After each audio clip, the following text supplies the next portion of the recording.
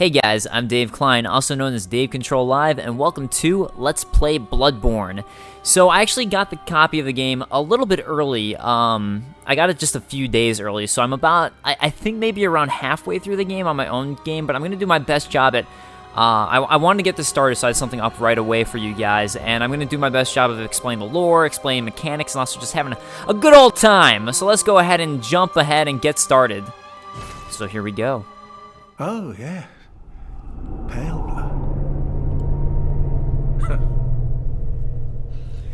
Well, you've come to the right place. Yharnam is the home of blood ministration. You need only unravel its mystery. But where's an outsider like yourself to begin? Easy, with a bit of Yharnam blood of your own. But first, you'll need a contract. So what he mentions here at the beginning, the pale blood thing, that's actually, there's multiple types of blood, and even at my point, I don't want to like spoil or anything, but even at where I'm at, pale blood is still something that I'm searching for, and it's something that you're sort of on a quest for, and every type of blood, I think, has different effects on you, and has different sorts of outcomes, as this is Bloodborne, but let's go ahead and enter our name. So there's only one name that we could possibly go with. I think you know. It is time for Keith's return. And you can actually customize things like your gender. I heard a rumor that you couldn't be a female, but here it is. You can be a female. So rumor debunked. Like that. Change your age around. It goes pretty in-depth, so you can really change around your adjustments and all of that. And you can go to face details and really adjust all of that. Let's go ahead and actually, where's the build? Let's go upper body. He's pretty built. He's in shape. And you can also save your favorite types of faces and all that. So if you create a face you like a lot, you can just use it. So this is one that I customized and made just a little bit earlier. So we just had something ready to go. Look at that. Look at that handsome bro. Totally sort of bro haircut. I don't care. I like it. So that's what we're going with. So let's see. Origin is going to be your starting stats. So unlike, say, Dark Souls or Demon Souls or Dark Souls 2, depending on your starting character class, you would have different weapons that you started with. Actually, I don't think that's a Demon Souls thing, but in Dark Souls and Dark Souls 2, that's absolutely a thing, where you start with weapons. So this time around, depending on what class you choose, and this time around, it doesn't affect what weapons or what equipment you start with. Excuse me. It doesn't affect what you start with, so it's all just going to be, you can really do whatever build you like and go from there, and it's not going to affect your weapons, which is nice. So let's go ahead and go the military veteran, because that's going to give us decent vitality endurance, but also a good amount of strength and skill, so at least we start with some attack. As far as someone who's new to the game goes, what you should start with, I kind of say Violent Pass is pretty good, because that gives you good strength, gives you good vitality. Lone Survivor is going to be good, because it gives you a lot of vitality, so some health. Milk Toast is a decent all-around build, or I think Military Veteran is going to be good. And I'll explain what these stats do as well, actually. So Vitality is your health, Endurance is your stamina and stamina recovery, and Strength is going to be for strength-based weapons, Skill is for skill-based weapons, so it's your different types of attacks. Blood Tinge, as far as I can tell, I think that's all based around your arms, so your weapons that you're shooting with, different guns that you use and can get. And then Arcane is going to be for spells. There is magic in this game, and I'll explain that as we get to it. So let's go Military Veteran. And I'll also talk about a video that I should hopefully have done. This is me saying this ahead of time, but I should have this video done, I'm hoping, by around the time I release this Let's Play of that will probably explain a little bit more about the stats. So just like a shorter video you can watch to get started. So we got Kita. He's a Military Veteran. As you know, he's a veteran because he's already gone through Dark Souls 1 and 2. He's a veteran of the games. The only thing, and I don't know if there'll be a patch to fix this, but my only complaint with this game, honestly, is the loading times are pretty atrociously bad, especially once you start warping back and forth from various places. There's a HUD in Bloodborne, but it's not. It's sort of Demon Souls-esque in the sense of the hub. I guess I should say it is Demon Souls in the sense of the hub, except for the world itself is completely interconnected outside of the hub. So in a Dark Souls way, the world's completely interconnected, but you're still going back to a main hub to level up. And it kind of becomes a bit of an issue, just specifically with the loading times. But Yeah. Good. All signed and sealed. You're welcome. I'm ready for this blood. Let's begin the transfusion. Oh, don't you worry. I wasn't worried. I wasn't worried at all. I'm getting healed, right? Happens, you may think it all a mere bad dream.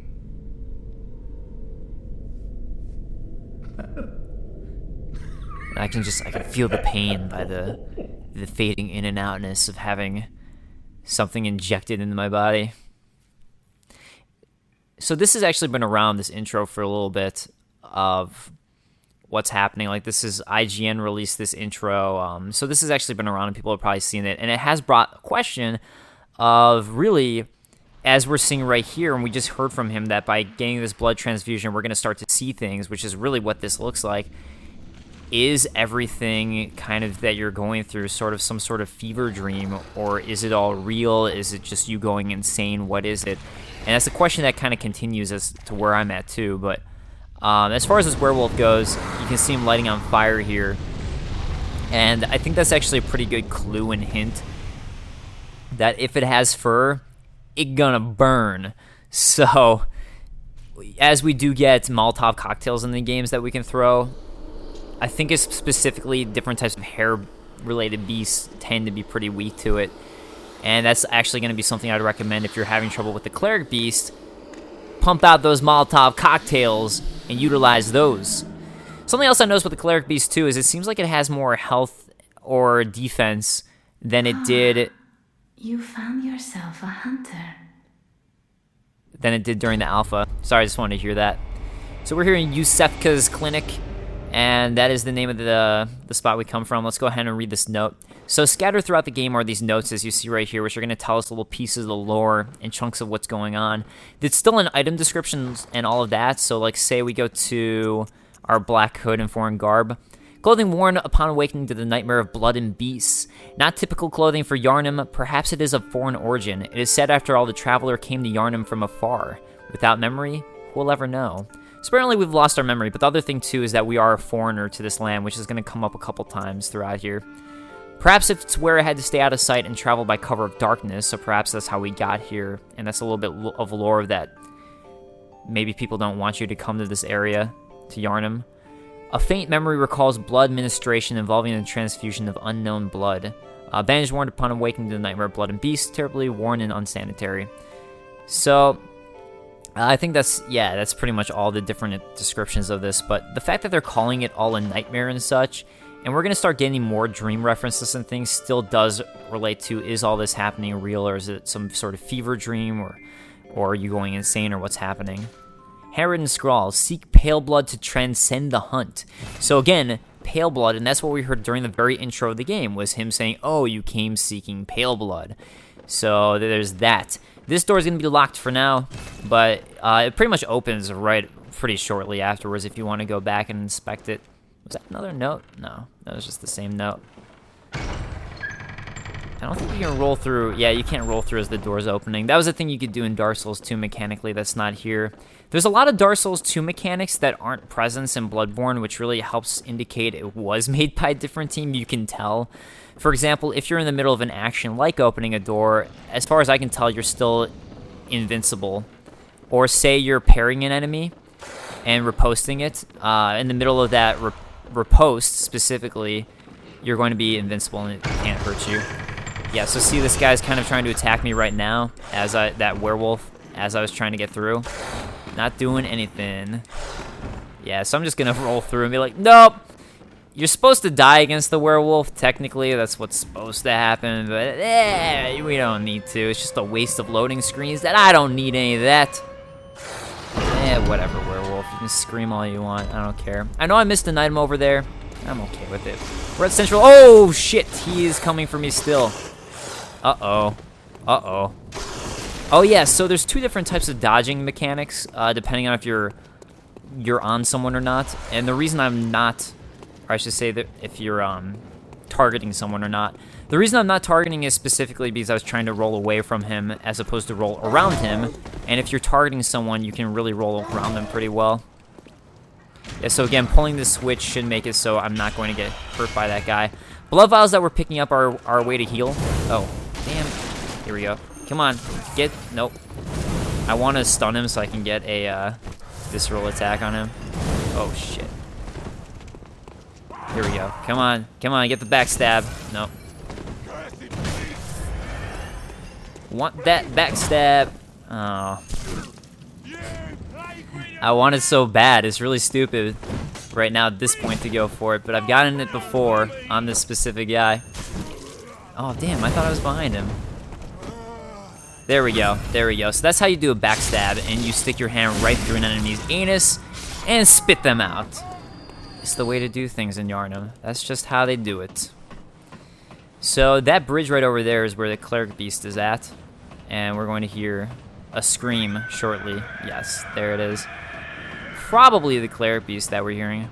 Probably. Alright, so this right here, this lamp, this is essentially our new bonfires, except for you can't rest at them this time around. So the lamp now transports you back to the Hunter's Dream. Upon death, you'll awaken at this lamp. So we're going to go ahead and do that and go back to the Hunter's Dream because we got no weapons, and you were supposed to die against that werewolf, and it was going to take you to the dream so you get weapons, but that does actually bring a thought to mind for me, is that you could actually try doing challenge runs where you try to see how far you can go without ever getting a weapon. So yeah, this takes us to the Hunter's Dream. So again, dreams, nightmares, all that stuff. And it's said like when you go to the lamp, that's awakening and you're coming back, you're becoming awake. So a lot of things relating to dreams here that we're going to keep on seeing. Again, bringing to light like how real is everything that you're seeing. And honestly, the lore where I'm at is starting to get really cool with what's happening. So I hope that it's all actual things. I'm hoping. Alright, so here's the doll. An abandoned doll, kind of creepy looking over there. Yeah, you're creepy. But this doll right here is actually how you're going to level up. So once you get 1 insight, that is how you're able to level up. And right now I have 0. If you look at the top right of the screen, I've got the top right with the 378. Those are the number of blood echoes I have, which is essentially how that's how I'm able to level up or buy things. It's like your souls in this game. And right below that, the eyeball is your insight. And that's going to make you start seeing things the more you have it. So if you have 1 insight, you're starting to see things. And all of a sudden, the doll is alive. And again, it's that question of, are you starting to go crazy? And for people who are watching this month or so after, and where we already know this, just because this happened with Dark Souls 2 when I put up a Let's Play, bear in mind, I am putting this video up having played half of the game before the game's even come out. So if you know this a month later, there's a chance I do know at that point when you're watching if it's been a month later. If I don't, I'd be surprised with myself. Oh, I want to buy the Yharnam set. I forgot the Yharnam set was here. It's much stronger than the starting set with defense. The defense is way better. So actually, let's take a look at it. Ludwig, the first hunter of the Healing Church, once recruited Yharnamites to serve as hunters. This hunter's attire was made for new recruits and has excellent straightforward defense, but not nearly enough to allow an ordinary man to stand any real chance against the beasts. And that's what it says about all of them.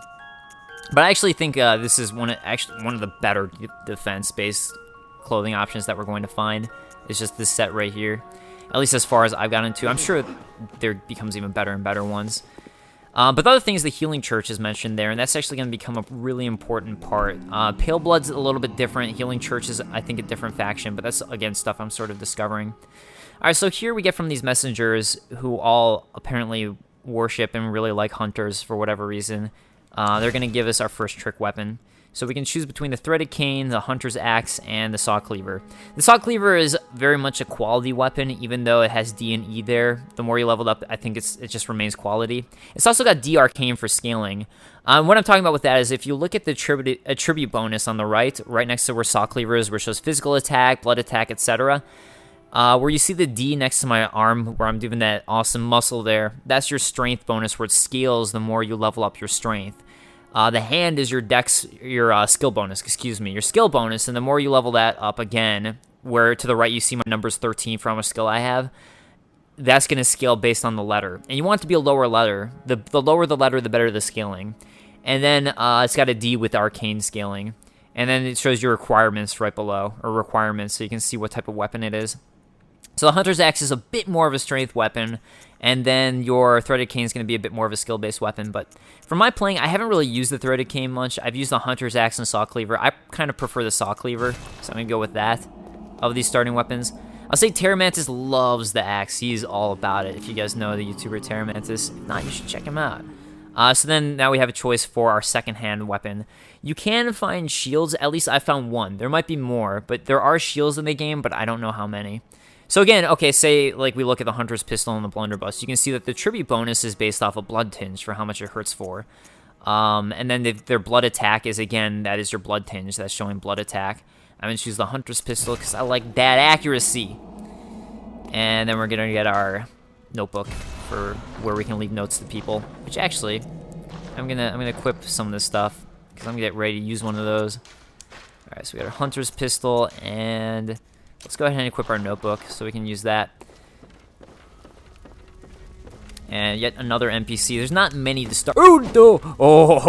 Oh, almost attacked him by accident. I don't know what he does. I haven't tried it yet, but that was a pretty close one. Aha! You must be the new hunter. Welcome to the hunter's dream. This will be your home for now.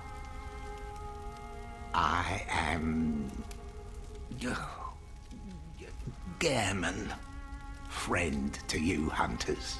You're sure to be in a fine haze about now, but don't think too hard about all of this. Just go out and kill a few beasts. It's for your own good. You know, it's just what hunters do. You'll get used to it. Something I've been wondering is if it really is good to kill beasts, and there's things that will make you question it. And again, I'm not far enough to know, but even this, I was starting to question it at this point, because to me, it's like the way that he says, oh, it's just what hunters do, and so matter of fact, I immediately question that. And also, it took him a while to spit out his name, Gurman. What's with that? I don't know. This was once a safe haven for hunters. A workshop where hunters used blood to enhance their weapons and flesh. We don't have as many tools as we once did, but you're welcome to use whatever you find. Even the doll, should it please you. So creepy. Even the doll, should it please you. So, I got a note for that. Let's go with template 1. Alright, let's go. Oh, I can't wait. He. Even the doll, should it please you. Oh, I can't wait. I'll make it super creepy. Alright, this should be a little bit more lore. To escape this dreadful hunter's dream, halt the source of the spreading scourge of beasts, lest the nights carry on forever. Oh, interesting, that the nights carry on forever.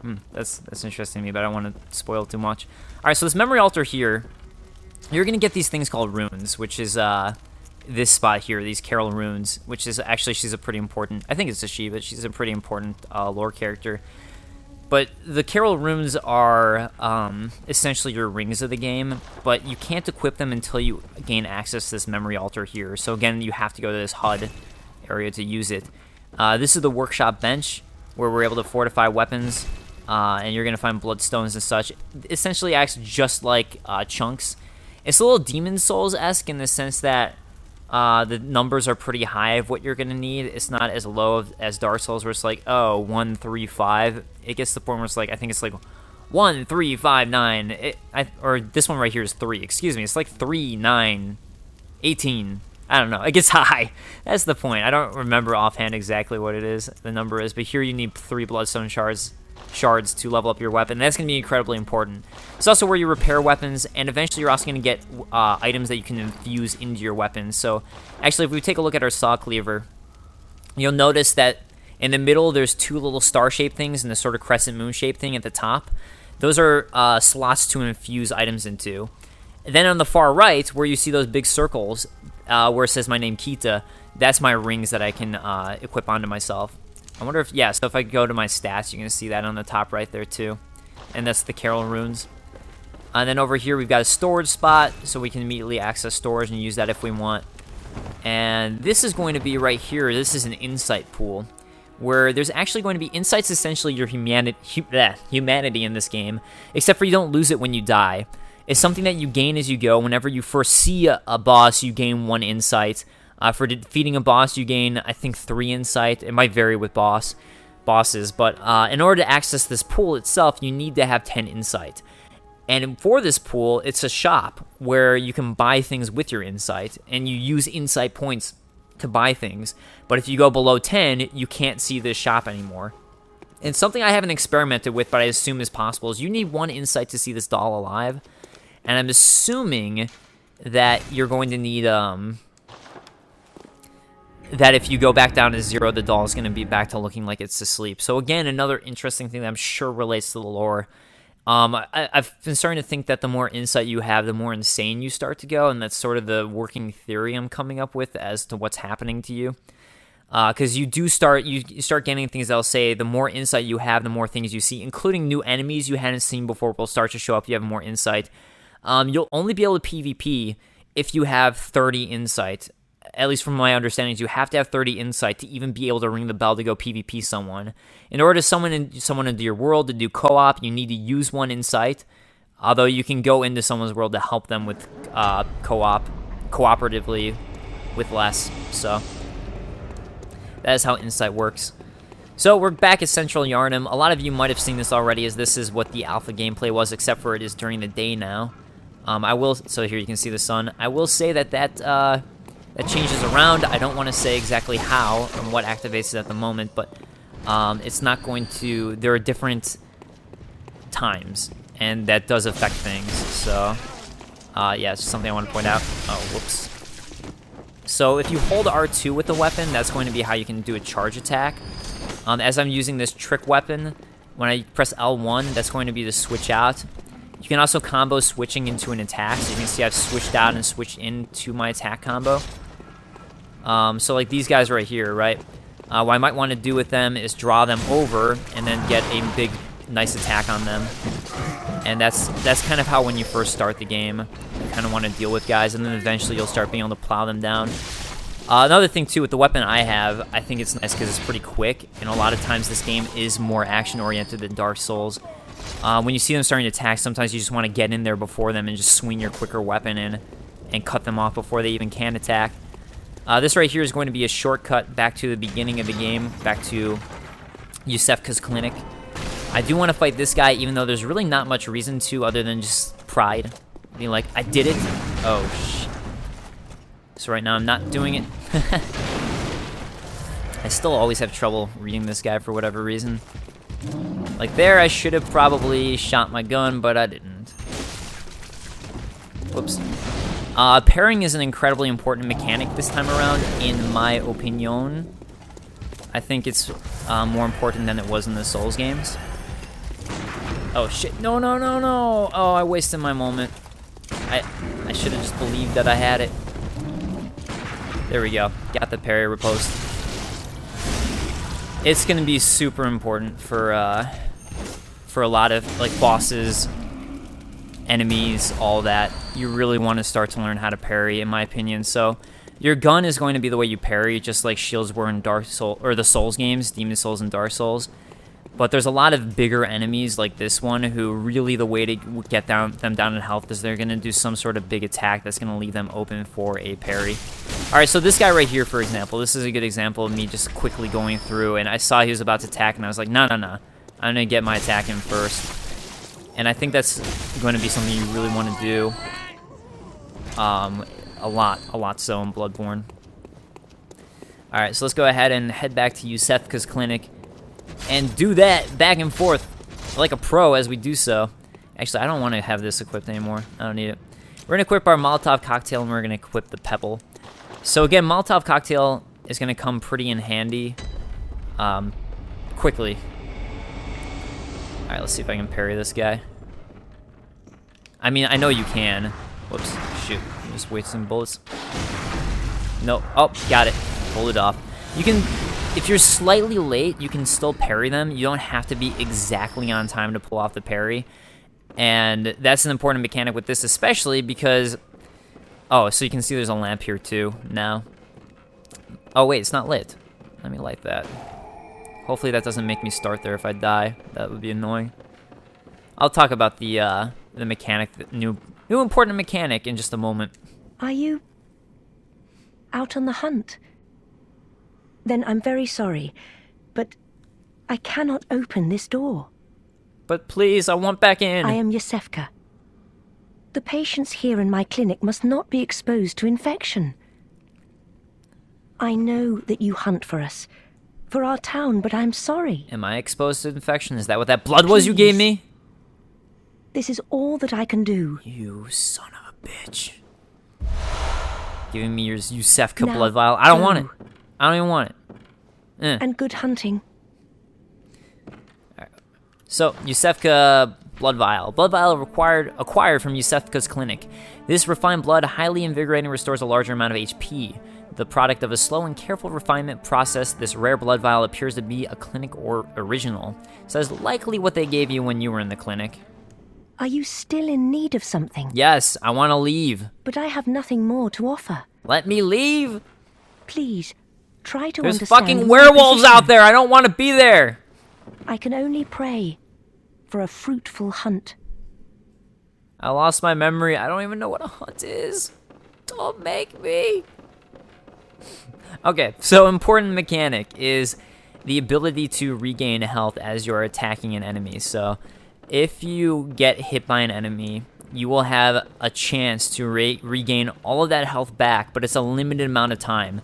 And the way you do that is by striking an enemy back right afterwards. So immediately after you get injured, you can start to swing your blade around at them, and the blood that comes out of them will regain your health and regen it. But again, there is that limited time frame with it. Oh, another thing that's important that I actually forgot to do while I was up here. So actually, I'm going to go back up and do this. Whoops, there is a nice dude, nice bro at the door who's going to give us some info. Actually, this is some good lore stuff that this first guy says. I was so into going to get my weapons, I forgot. Oh, you must be a hunter. And not one from around here either. I'm Gilbert, a fellow outsider. You must have had a fine time of it. Yharnam has a special way of treating guests. Well, I don't think I could stand if I wanted to, but I'm willing to help if there's anything that can be done. Actually, I didn't realize his name was Gilbert. I'm glad. This town is cursed. Glad I know. Whatever your reasons might be, you should plan a swift exit. Whatever can be gained from this place, it will do more harm than good. Him saying this town is cursed actually just made me come up with an idea of what I think is going on. But I don't want to talk about it because there's some huge spoilers involved in that. So I'll save it for another Let's Play, because I know there's going to be a lot of people watching this right when the game first comes out.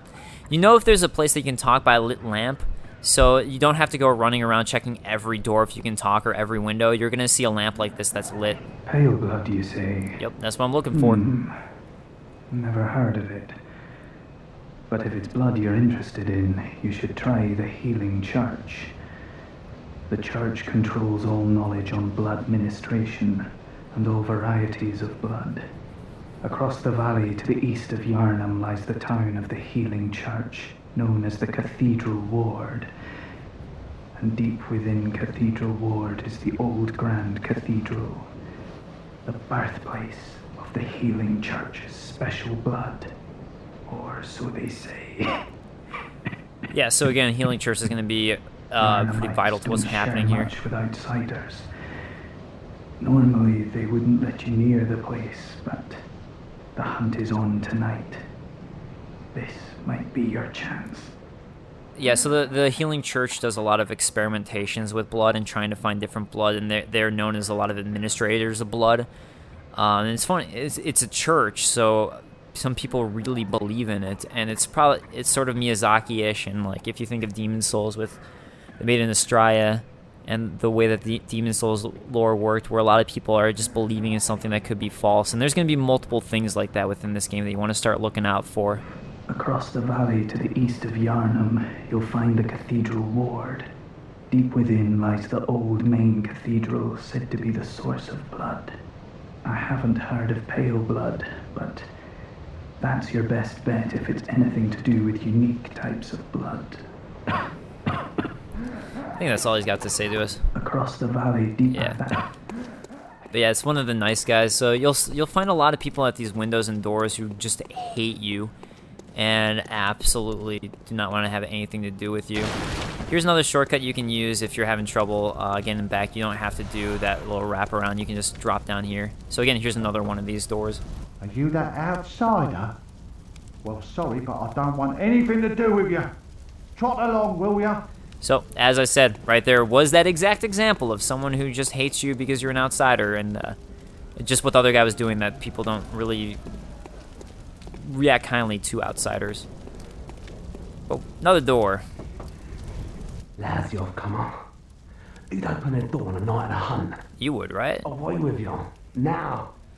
It also shows this fear of people who you presume are human to an extent. They're just completely afraid to be outside while all this is going on. Oh, that was pretty funny. I literally just walked past this sleeping guy. I was even thinking, I was like, man, I thought there was a guy over here, and there he was, just sleeping away. Oh, another thing, too, is if you're running low on bullets, pretty much anyone who has a gun, it's like, I think it's a 100% drop rate that they will drop bullets. Blood vials are also, from these beginning enemies, they're a pretty decent drop rate from the beginning enemies here. And blood vials and bulk quicksilver bullets are incredibly important consumables that, blood vials, unlike grass and demon souls or your Estus flasks in any of the souls games, if you press triangle now, that is going to use a blood vial immediately. And it's something I actually think was a good change this time around, that it's something that's just a quick access item, because, okay, so you can see I got hurt on the top left, but by hitting him a bunch, I just gained back almost all of it, if not all of it back, because I was quick enough to do it. But yeah, I think it's a good change for this game just because of how action-based this one is. It definitely feels like the right decision for them to have done that. So yeah, we're going to try to get a bunch of these guys to come at us and not have to deal with all of them at once. Man, it feels good to use this weapon again. I switched earlier, I was playing with the axe, because that's Terra Mantis' style, and I was like, alright, I'll try it out and start a new game so I could get some footage for a video I wanted to make, and gotta say, I definitely prefer the Saw Cleaver. He's crazy. He's crazy. The axe does have some really good, brutal hit attacks if you want to use that just to get something strong off on an enemy, so I will say that. Also, this guy probably could have snuck up on and done an R2, but That's going to be another thing, too, is that you can sneak behind enemies, and it's something you're going to want to try to do a bunch here, is to sneak behind people at certain points to get that R2 off. It's a pretty important thing, but it's nice that the way they changed it where you have to charge is something where it makes it fairly worthless for PvP. I mean, you're going to have to do a lot to actually backstab someone in PvP, so they made it so backstabbing was still a good mechanic that you can use, but in a way where it's not something that you can abuse, like you were able to do so much so in the Souls games. So they definitely found a way to do it, which is nice. At least I like this shift. And, oh yeah, so Quicksilver bullets too. Your bullets are incredibly important in this game. As I was saying, parrying riposting is really important this time around. But there's something you can do here, which I guess I'll show off now. If you tap up on the D-pad, notice I have 16 Quicksilver bullets right now. You draw your own blood to give you 5 more, so I'm going to heal myself from that, but now I have 16 plus 5, so I actually have 21 Quicksilver bullets. And you can only do that, so now I'm not able to do that. So I think if you run out of that 5, you can do it again. I've never actually had a moment where I've had to do it twice like that and run out of both of those, but bullets are incredibly important, and they gave this cool little mechanic here where you can hurt yourself and say, you know what, I'm out of Quicksilver bullets and I need that. I really need that, and it's worth having less health if I can get myself some more Quicksilver bullets. And that's something you can choose to do, which I think was again, with the action style of this game, with the sake that you're going to really start wanting to parry riposte in this game a lot, and that's an important mechanic here. They're definitely, and especially for some bosses where you're going to not have Quicksilver bullets anymore, or I should say you run out because you tried against a boss a couple times, you can at least say like, okay, you know what, I'm just gonna go back, I'm just gonna press up, get some Quicksilver bullets, and at least I'll feel like I have a chance against this boss, as parrying is important, and it makes it so while you do have limited ammo, it's not so finite and limited that you just are completely out. Which again is one of the reasons that I like that mechanic. Another thing about this, and I know this map pretty well at this point, so you can see I'm not really getting lost, but I do think that the map of this game is it's really interwoven and well done. Well, stuck outside on a night of the hunt. Oh, you poor, poor thing. That's pretty much all she's got to say. I think she actually gets mad at us if we keep talking to her again. I don't reckon you're from round here. Well, stuck outside on a night of the hunt. Oh, you... Yeah, that's all she got. That's all she got. There's actually a secret over here. If you want, you can go down this way, which is going to be another passage. But we're going to do that later, because if you notice, I haven't leveled up yet. So what I'm going to do is I'm going to try to go ahead and get to the Cleric Beast and beat the Cleric Beast so I can level up. Oh, whoops, I woke him up by accident. I was going to try and backstab him, but woke him up. Alright, so yeah, this guy, for the most part, I usually have the timing of the parry riposte down, so it's all good. Oh, we got a torch we can use too there, which, I'm good. But you can, if you want, you can offhand the torch, and I don't think it really affects your rolling. There's no, as far as I can tell, there is no weight in this game. Unlike the Souls games, you don't have to worry about your equipment load. So you can carry all those things that you want to carry and not have to worry about it. Because most of the equipment, at least that I found at the moment, is pretty light. Like what I'm wearing right now. It doesn't, there's nothing where you'd be like, oh, it makes sense for this to be super heavy. And it's a game anyways with the way that it works where you really do want to be light on your feet. I'm sure some people would love some sort of heavy sludging around build, but I'm pretty happy with the way it works. Maybe because I like being deck style anyways, but this is a game where you pretty much, that's the option that you have. That is your option. It's pretty much just all deck style.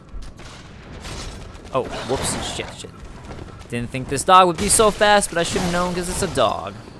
And they're always like that. Yeah, you can notice that with this weapon, with the saw cleaver, I usually do like having it. I know it's that R1 spam, blah, blah, blah, but I do like it for just the fact that it's so speedy and quick, which is, as I've talked about, really important to this. But I usually only extend my saw cleaver, even though it does a little bit more damage, specifically for when there's an enemy that I see that's kind of further away that I want to just have that extra range for. Something I want to mention too here is if you notice with the Quicksilver bullets, there's that green dash sign next to the one on the bottom. You have a limit where you can only, at the moment, you have a limit where you can only carry 20 blood vials and 20 Quicksilver bullets. That can be changed eventually with certain items, but it's 20 and 20. And once that happens, if you collect anything more, it's a surplus. And that surplus is that 2 at the bottom. And what that 2 at the bottom is going to do is it's actually going to go in some sort of inventory that I don't think you can see and access. But it just goes sort of like it's a surplus that gets added. And whenever you die, if you run out of that amount that you had, you will actually come back to life, and your surplus will immediately add. So say I die with 15 blood vials, but I'd actually collected a surplus of 5. You'll come back to life with another 20. So that's just a new mechanic to this game that I actually, in the video that I'm hopefully we'll have out around this time. That's something that I wanted to explain and talk about. Something that's different than the alpha was originally there was a guy over there that was in the alpha. He's not here now. Hopefully I just pissed off one of them.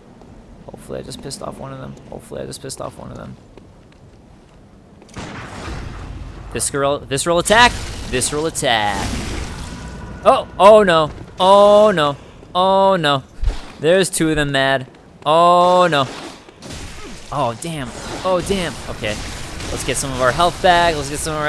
And nope, you get away from me. Shoot. At least I'm stun locking him pretty well with that R1. Alright, there we go. Oh, I thought that was death for him. Oh. Okay. Now at least we only got 1 to deal with. The werewolves are pretty tough. I'm sure some people, I don't know, I'm sure eventually I'll be like, oh, werewolf. Oh my, no, no, no, no, no. I want my health back. You give it back. I was just trying to, I so badly wanted to get a visceral again. Alright, so again, see with the blood vials how that bottom two is the green dash. So that, again, means that I have a surplus. Yeah, so there's a couple wraparounds that I haven't gone to yet, and it's specifically because I do want to take care of that Cleric Beast first. But you do have the option to explore. It's just that you need one insight to level up. And you get an insight anytime you even see a boss, because you're going fucking insane for seeing a giant werewolf, and you're like, holy crap, I think I'm crazy, so you gain some insight. And insight into the way the world works, which is not how you want it to work. And that makes you start to see things, and you only need one to be able to level up. So again, seeing that boss, that's why I'm going to the Cleric Beast, is just to get it. So again, here's another little shortcut area that you can use to wrap around. So that's 2 that I've just spotted. The map really does interweave into itself a lot. The level design of this game is, honestly, it's incredibly strong. I'd go as far as to say I think, I haven't finished it yet, but I might end up thinking it's a stronger level design than Dark Souls, which is kind of blasphemy, but it's incredibly good level design. Just the way that things work and interweave. Alright, so again, right down there, that's a spot that we're eventually going to be able to go and interweave to anyways, so I'm not going to go there quite yet. What I do want to do, though, is go this way to open up a shortcut before I go to our friend the Cleric Beast. So this shortcut over here is going to wrap us right around to the beginning right by that lamp that I lit. So if I do die against the Cleric Beast, we've got a nice easy shortcut. Yeah, there are tons and tons of shortcuts and interlocking links throughout Yharnam and different parts of Yharnam and various places that you're going to be going through within the game. So just as a heads up, be ready for that.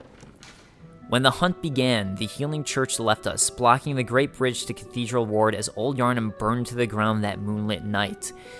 So, here's a little more insight onto the healing church and kind of like, oh, this is your first iffy thing about them. The hunt began, the healing church blockaded everyone, and old Yharnam burned to the ground. We're actually, central Yharnam is essentially, you could say, new Yharnam. There is an old Yharnam area. Another thing, too, to mention is that some people have been worried that the areas don't differ at all, because all you've really seen in trailers is this area. And I will say that there are some really crazy, cool, unique places. There are different sorts of towns and such like this, or town areas like Old Yharnam, for example, compared to New Yharnam. They are different looking, but you know, it's still a town, so once you get there, don't be too upset and be like, oh, is this what it's all going to be? If that's something you're worried about, there are some really crazy looking spots you're going to go to. And some really cool things. Now, it's not old fantasy. I just realized I've been using all those excess bullets that I didn't really, oh well. Notice how I'm at +1 on the red. But yeah, anyways, it's not going to be dark fantasy if that's what you're looking for, but there are some really, really crazy and cool places, and the game feels incredibly unique, so I like what they did with it. Some other people might not, but I am a huge fan of what they decided to go with, personally. I just like how fresh it is. It's very fresh, it's very unique. And these crows are obnoxious. Although, so say the crows, like, notice how I've extended my weapon? These are exactly what I like extending my weapon for. Things like this that I'm still dying against because I'm a fool. Oh, if I die to a crow, I'll be so upset with myself. Alright, let's... Oh, I don't know. Did I just use 2 blood vials by accident? Oh, well. Other thing, too. You're going to notice right here, there ain't no fog gates in these parts. There ain't no fog gates here. Oh, other thing too. Okay, watch my insight. Notice how it's 0 right now. So I have 0 insight. Boss just appeared. Holy shit. That is a Cleric Beast. I have 1 insight. So I just gained insight for seeing it, and a fog gate has appeared. 2 things I wanted to point out. Cleric Beast, couple recommendations for him. If you shoot his head with either the blunderbuss or this, the blunderbuss is going to be a little bit harder, but this works as well. You can get, you can stun him like that and get a visceral attack on him. But after you do it the first time, notice how I'm not shooting him? It's because you can't do it again until he does a certain type of attack. Okay, there we go. Wasn't sure quite exactly where he was going to appear there.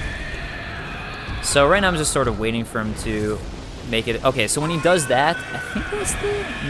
No, maybe it's not. We'll find out. Oh yeah, okay, so that's the thing that allows you to do a visceral attack on him again. So once he does that, you can do another visceral attack on him. So, yeah. Whoop! There we go. Something to think on. Oops. Whoops, missed that. Also, Molotov cocktails work really well against this guy. I highly recommend it if you're having trouble against him. Is think about using some Molotovs. Oh, I can't believe I allowed him to pick me up. Is that gonna be a death? No, it's not. Whoa! I'm on top of this spot. Okay, good. I was like, hopefully I can get out of that. He screamed. Oh, there we go. I was like, he screamed, but I don't think that opened up. I think it's specifically when he moves his arms that you can do it again with opening up the visceral attack. Yep, there we go. So my recommendation for beating him is you can try and get used to his attack patterns and all that and try to stay close. But my recommendation would be utilize visceral attacks, stay away from him, and then eventually throw Molotov cocktails at him. That's going to be your best bet. I mean, I could start throwing Molotov cocktails at him now, honestly, and just start targeting his body. Yeah, if you do throw Molotov cocktails at him, definitely target his body as opposed to, are you doing it? Are you doing the thing? You're doing the thing.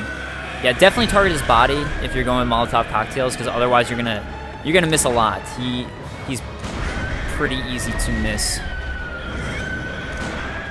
I know you're thinking giant werewolf thing. How could I possibly miss it? But you can. There we go. I was like, come on, give me that visceral attack. I want to stick my hand in things, especially creatures' butts. Don't know what just happened there. I don't remember that one. Let's start throwing Molotovs at him. Oh, what was that? What was that shit? I was targeting him and my guy just went, nope, I'm gonna throw it to the left. Yeah, you can see he lit on fire a little bit, hurt him a decent amount. There we go. Oh, what do you know? What do you know? Let's run through and get some more room. But yeah, Molotov cocktails work quite nicely as long as you hit him. What? Why are you doing that now? Can I not visceral you? I actually had it where it felt like I ran out of being able to visceral attack him. Alright, let's go. I don't know. Seems to be working just fine. Seems to be just fine. Let's throw another Molotov. Oh, yep, see. Pretty easy to miss with it. I mean, that was just a stupid time to attack, I guess, but still. Oh no, I killed you. First place, prey slaughtered. Sit down, bitch! It's actually this looks very honorable when I sit like this. I'm like contemplating what I've done. We get a Sword Hunter badge for defeating our Cleric Beast. And we also get 3 more insight if you look. I've got 4 now. Also, let's go ahead and take a look at our Sword Hunter badge. Badge of the Swordsman Hunter under Church's Blessing. One of the badges crafted by the Healing Church. The silver sword is a symbol of a church hunter. Ludwig, I think that you actually pronounce that with a V, was the first of many Healing Church hunters to come, many of whom were clerics. As it was, clerics transformed into the most hideous beasts. So, interesting there that they're combining the clerics with turning into beasts, lore-wise. But other thing is, a lot of bosses, I'd say maybe every boss, for beating it, you will pretty much always get a lamp right away that can just allow you to return right away to a hunter's dream. Kind of debating, do I want to do it yet? Let's keep on going and exploring. I got some time left. We'll go back when it's time to level up, so let's keep on exploring these areas that people are probably like, but Dave, there's so many areas to explore. I was going to go back to get my level ups. It's really the loading times. I'm like, ugh, I don't want to wait for that loading time. Okay, see this? I'm not going to drop down to that spot. There's other ways to get there where we don't need to do the drop down, so it's not necessary. But again, it's just showing that this is going to interweave a lot into itself. I'm actually going to take this path over here to go down and start showing off all the interweaving paths, the interwoven paths. If anyone remembers the, oh, whoops, I forgot about these guys. Good thing I went back here so I could go fight some more crows. My favorite. Nice, that was a good one. If any of you guys remember this spot, this was actually during the alpha. And yeah, oil you combine with Molotov cocktails, by the way, to hurt enemies even more. But you're actually able to jump up here in the alpha and roll off the side. And I think they put some items up on top so you couldn't do that anymore. If you notice, there's some stuff on the bench. Because I was trying to see if you could. Honestly, it doesn't matter. It's so quick to get down there now. That is something that was in the alpha, it felt crazy, but now it's like basically to get down there, you just take this path and eventually you weave down there. So it doesn't matter at all. It's not this big, holy shit shortcut that people thought it was. Alright, so first we gotta take care of these dogs. I think eventually they bust out of this cage, like these cages that they're in, if you leave them too long. So I'm gonna try to kill them before they do that. And that's something I'm not 100% positive about, but I think I've seen those doors cracked open before, like this, that you see right there. And I think that's what happens is they bust out of it if you wait too long. Dogs in this game are so hard. They're just quick. It's a Miyazaki thing. Quick and difficult dogs. What does Miyazaki have against dogs? What is it, Miyazaki? What did they do to you? Oh, that's it on this side. I think there's actually a shortcut over here that we're going to open up. So you'll already see just how interwoven things are already going to start becoming. Alright, so if I go up this path... Okay, so see this path right here? That's that item I was talking about. So that is that fall, that drop that had the item. This is how you get up there. So, again, things are already starting to interweave around, and you're seeing multiple paths to get to the same place. This right here, this is going to open up the other side of that door where there was that shortcut. So this is actually if we want to get to the Cleric Beast. If we go this way, you'll see that this is going to take me right back to that central lamp. So again, things are just completely interweaving within themselves. So we're already getting that a lot. And again, that's to me part of why I think the level design is so great. And it just does it so well. Stay calm, stay cool and collected against these guys, and just be like, I'll wait for my visceral. It's all good. It's all good. And notice that while I'm doing my visceral, I'm not gonna get hurt. Unlike Dark Souls 2, where you do. So, again, that's kind of one of those changes. I'm calling it visceral. Dark Souls 2, it's a riposte, but it's called visceral attack this time around. Yeah, gain those excess blood vials. Alright, so what I just did here, it wasn't somewhere I had to go, but this is yet another wraparound. So right here, you can see that is the entrance to the door. That's where it wraps around to. You actually don't have to use this passageway at all until you get good at those guys, and they're like, oh, this is just some extra blood vials. If I need it, I can just attack those guys and take them out. Another thing, too. Oh, that's all that was. So right up there, that's going to be a shortcut that we're going to unlock. So I just want to point that out, as I think that's in my time... Because I'm trying to make this around an hour. In my time left, I'm going to hopefully open up that shortcut. So, just, again, showing just how completely interwoven everything is within itself. And you'll start to get a good feel for it as you play the game and yourself. You'll start to be like, okay, I understand where these paths are.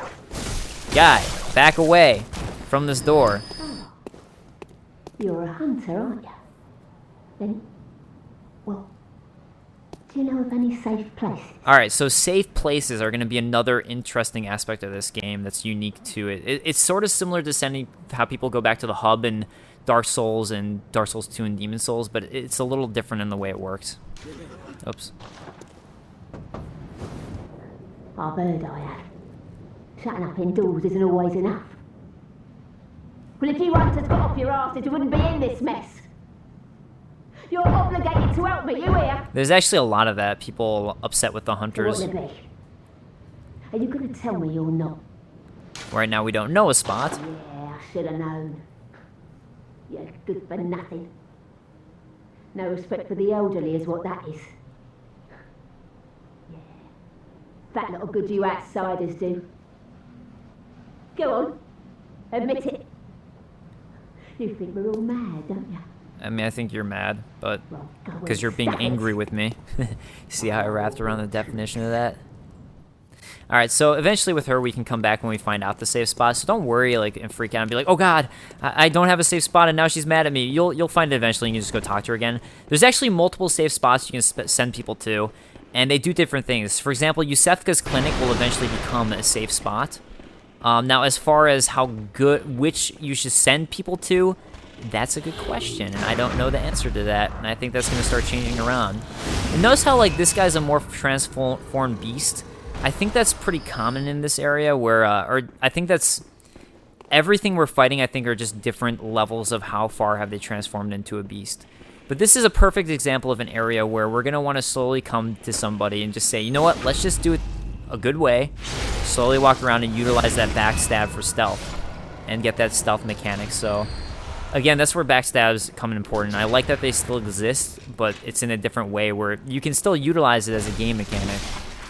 But it's not going to feel too cheap when you start to go PvP or like something that you can just abuse. It's just, let me just walk around an enemy and backstab them. That's no longer a mechanic that's abusable, which is nice. So a nice shift in that. Alright. There's actually something I just realized I really want to show off, that I might make this Let's Play go a little bit longer just specifically so I can show off this one mechanic that's, not mechanic, but item that I want people to know how to get. So people don't freak out and decide that they want to restart their games or something. There's something called a music box, or there's going to be a music box which you get from one of those doors, and I just want to show people where that is. This is something you might want to think about. I'm not going to face the next boss, and it's something I haven't yet done on my own game because I did it as, I would say, a one option, but there's a boss where I think you have an option to kill or not to kill, and you need the music box to even have that option, potential option. And I only found out about the music box after I'd already killed him, but it's something I definitely want people to know about, that I'd like to show you guys before this Let's Play is over. Alright, so we're going to go over here, and there's a couple things you can do up on this set of the rafters. Again, already the level design, as you can see, becoming really unique. Dropping these is going to create, there's two, you kind of have to drop off and drop down, and there's a lot of this in Bloodborne. The dropping down to different places, it becomes pretty regular, and you get pretty used to just naturally walking along roofs and things like that and rafters, which, again, to me, really makes the level design of this game feel incredible. I know I keep on just, I guess a lot of what I'm doing right now is talking about how much I like the game, and maybe I'm just hyped because I just started playing it, but I really do think that the level design of this game is incredible. And as I was talking to Terramantis, because we were kind of talking about it because he had it early too, and we've been talking about the game, it really is embarrassing to me for other developers just how much better the level design of this game is than all the other games out here. This absolutely shows off just what you can do with the PS4 as well, and a lot of the areas that you're going to start to come to. So here's our plague mask-wearing hunter. Oh, a hunter, are you? And an outsider? What a mess you've been caught up in. And tonight of all nights. Here, to welcome the new hunter. So what the Bold Hunter's Mark does, it allows you to actually go back, wake back up at a lamp, but not lose your blood echoes. If you die, you lose all your blood echoes and you have to go find them again. And actually, enemies now can carry your blood echoes, but using a Bold Hunter's Mark will allow you to just wake right back. It's like using a Homeward Bone in the Souls games. It just brings you back to your lamp without having lost your blood echoes. Prepare yourself for the worst. So that's the best way to describe it. It is a Homeward Bone now. There are no humans left.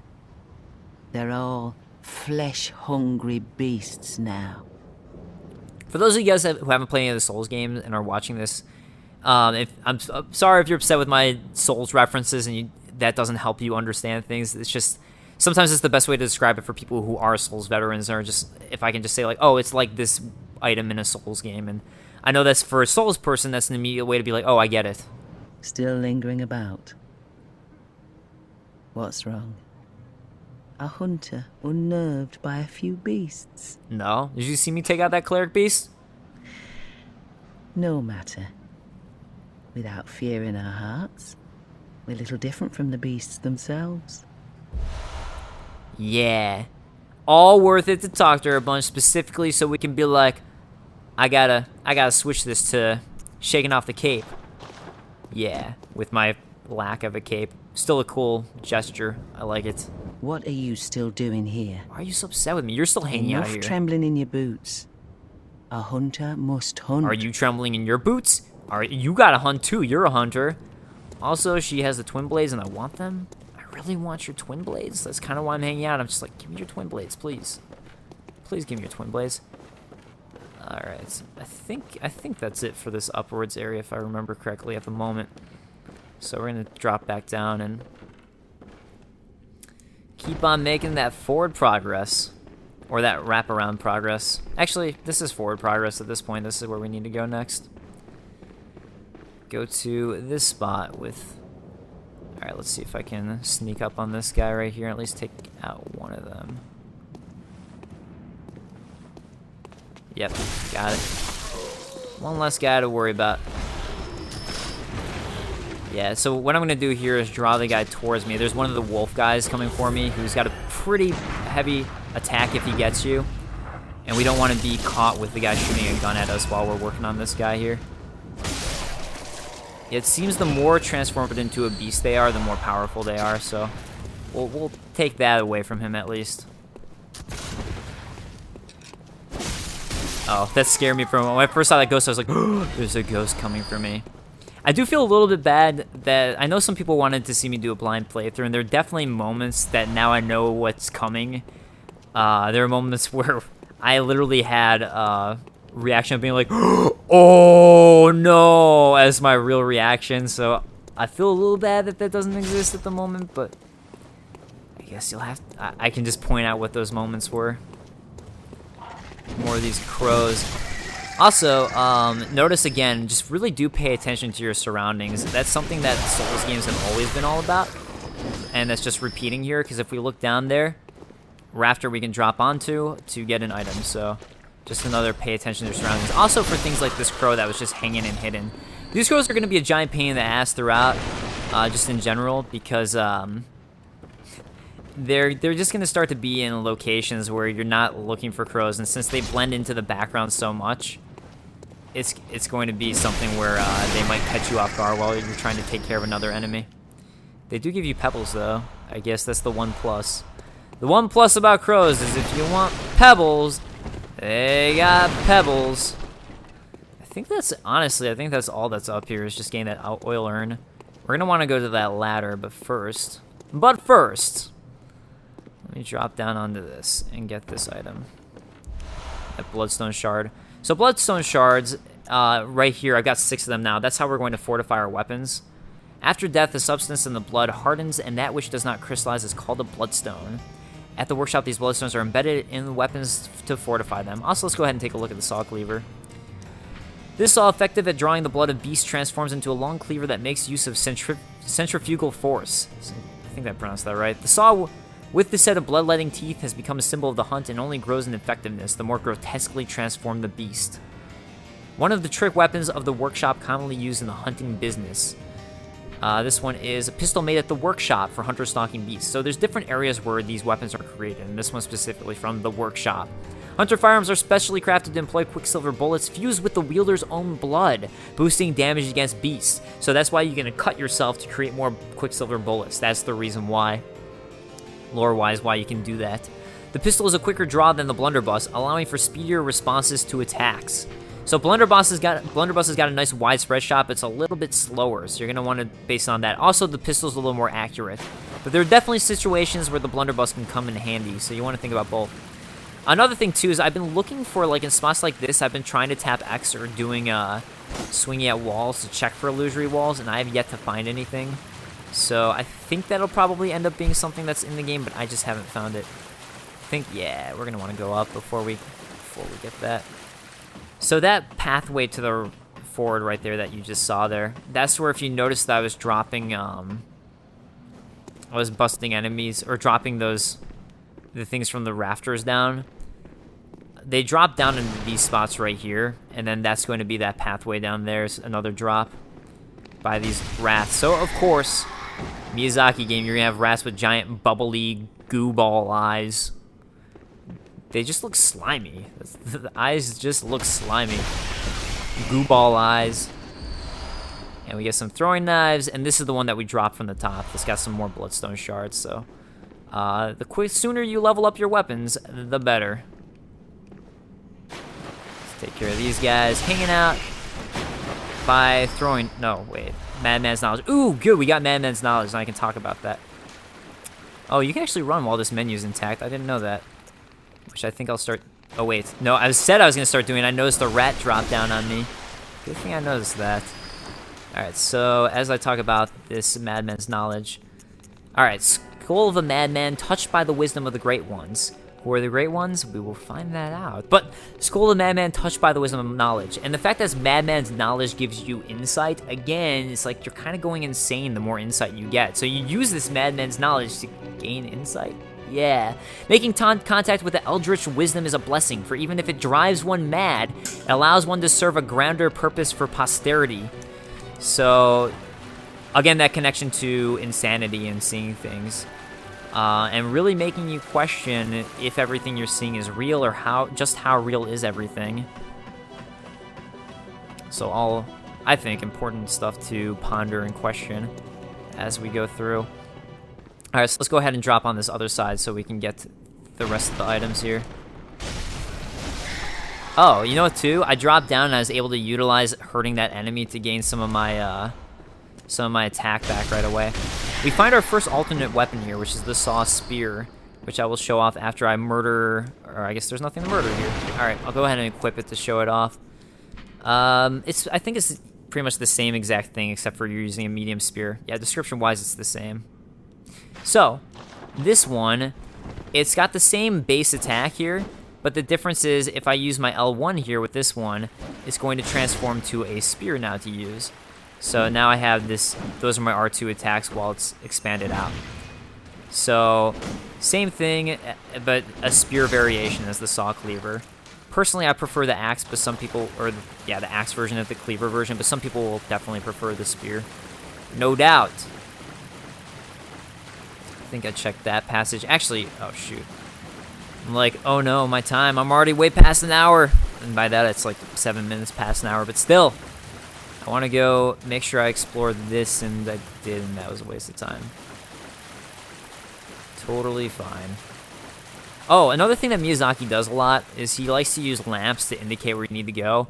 Lamps and bells are going to be really common in this game, but you can notice that lamp is right next to a ladder. That's going to be pretty common for, like, where do I go? And again, here's a lamp, and it's going to indicate, why, what do you know? A lamp right here, there's a ladder right there.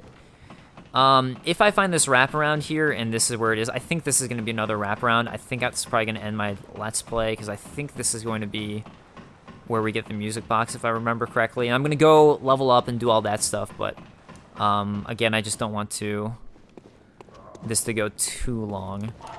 Let's extend this out. Oh! That was kind of close call. No! No! Stay back, ye crow! Stay back. Alright, unless I get my Madman's Knowledge. Yeah, here's this guy. Aw, you want to get into the door, big fella? Is that what you want? Aw, let me just shove my hand up your butt. Because that's what you get for wanting to go in a door. Yep. This looks... I was going to say, I didn't see a lamp, but this one was on. Wretched outsider. Trying to fool me to open this door. Yeah, that's totally what I was trying to do. Why don't you come on out? I got candy. Bubblegum and taffy. You see anything different here? Nah. Listen, I just want you to come outside and hang out. Listen, I don't know if you know this, but there's like Brad Pitt's hanging out here for you. We're having a party. All the hottest dudes in the world. I think that was a girl at the door. All the hottest dudes in the world who've got tons of money, who are really well off, are really good guys, and just gonna treat you right out here. And we're having a party, and I got candy on top of that. All right, so this is the door I wanted to show. Oh, this is also a shortcut right here, right back. This is gonna lead us to that main central area where that first brick holding dude was at, and the werewolf hunters, or the hunters, I should say. I'm a hunter. The guys who had the dogs with them, who were looking on the search. Who are you? I don't know your voice, but I know that smell. Are you a hunter? And please will you look for my mum? Daddy never came back from the hunt, and she went to find him. But now she's gone too. I'm all alone and scared. So we're going to, yes, find Girl's mother. Really? Oh, thank you. My mum wears a red jeweled brooch. It's so big and beautiful. You won't miss it. Oh, 'Tis true. I mustn't forget. If you find my mum, give her this music box. So this is definitely, please do get this before you proceed forward. I highly recommend it. It plays one of Daddy's favourite songs. And when Daddy forgets us, we play it for him so he remembers. Mum's so silly running off without it. My mum wears a red jeweled brooch. It's so big and beautiful. You won't miss it. 'Tis true. Oh, and if you find her, give her this music box. Please, I know you can do it. Alright, so let's go ahead and equip the music box and take a look at it as well. Because this is really what I was trying to get. A small music box received from a young Yharnam girl. A small music box received from young Yharnam girl plays a song shared by her mother and father. Inside the lid is a small scrap of paper, perhaps an old message. 2 names can be made out, however faintly. Viola and Gascon? I've heard it the way you pronounce his name, and I already forgot. So I'm sorry if I'm pronouncing it wrong. I will definitely have it down next time for the next Let's Play, but Gascon. I think it's probably Gascon. So Gascon, Viola and Gascon. Let's go ahead and equip it. And remember that name, Gascon. And if you use it, you can, just use it and play it. So I think this is going to be really important. And maybe I'm wrong in how it's going to be important. I don't know because I haven't used it yet. I thought basically you're gonna fight Gascon. I guess I'm gonna ruin it here, but you fight Gascon, and I didn't know. I actually explored that area and somehow I just missed that specific window, and I didn't have the music box. So I don't know if maybe it's gonna make it easy or if it's a way that you make it so you don't have to fight him. But I imagine you don't have to defeat him, and that's the way to do that. Oh, wait a second. So where I just wrapped around might not have been exactly. Oh yeah. So I wrapped back around to the central area. Now I'm coming back up, and now I'll go ahead and warp back and, save, reach some levels, do all that fun stuff, and we'll go ahead and start infusing my weapon so it's a little bit stronger, because might as well. So, yeah, once I get back to the lamp, I'll go ahead and quick cut it so you guys don't have to wait for the atrocious loading times of Bloodborne. Everything else is so good, but I understand because the game looks beautiful, simply beautiful. It'll get even better, trust me. Trust. See you guys soon.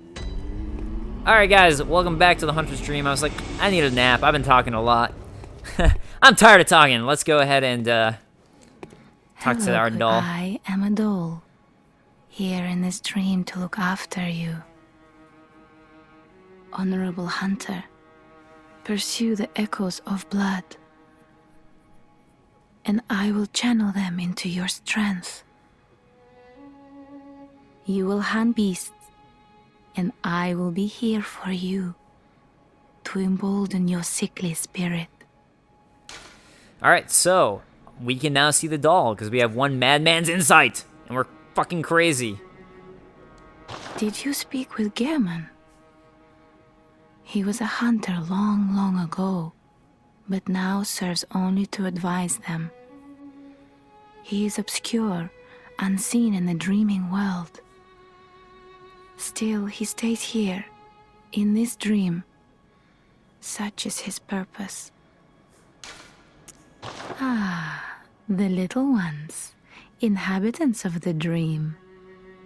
They find hunters like yourself, worship and serve them.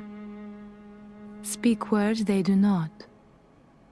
But still, aren't they sweet? They are, they just want to give me gifts. You can also get skins, different skins to give them too, and different items that'll make them wear like top hats and things like that.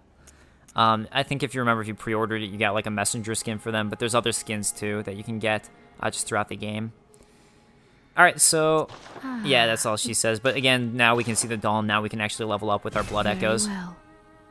Let the echoes become your strength. So, there are 2 things. Let me stand close.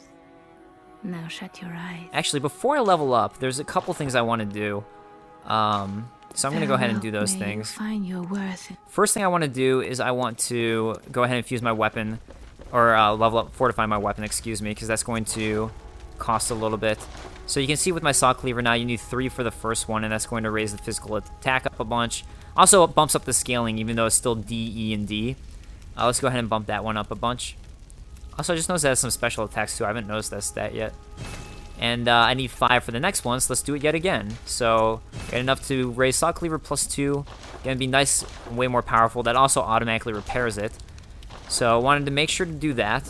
And the next thing I'm going to do is go to the shop, because I do want to buy better armor. Actually, at the moment, I'm going to favor that over leveling up.